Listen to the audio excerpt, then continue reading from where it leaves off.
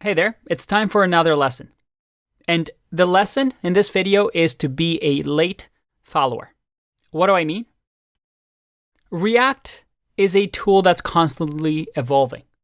No program, no software, no library is ever perfect.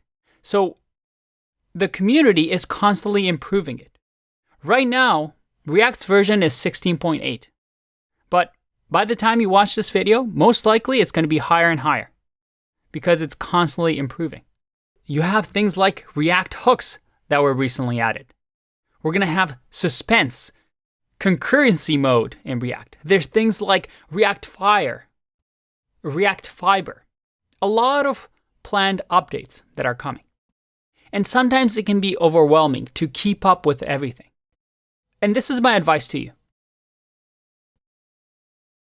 Usually what happens when something gets announced is that people get really excited and they start using it right away in their project. The problem is that sometimes developers don't get it right the first time. It takes some time to develop best practices.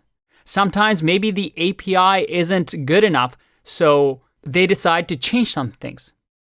Because of this, when you're looking at React for your project, you want to make sure that you do things that aren't going to change. Ideally, your project can last a long time. If you're adding the latest features, what's going to happen is most likely a year down the road, somebody realizes that there's a better way of doing it. So take your time. If something's new, learn about it, get excited about it. But be cautious that just assuming that it's the best way to do something is not always the case. Usually, you want to give it a bit of time. Somewhere around a year until the community settles on best practices. If you were at the beginning when React got started, I remember people were doing things that, just doesn't exist anymore. People were building components in ways that actually doesn't exist anymore.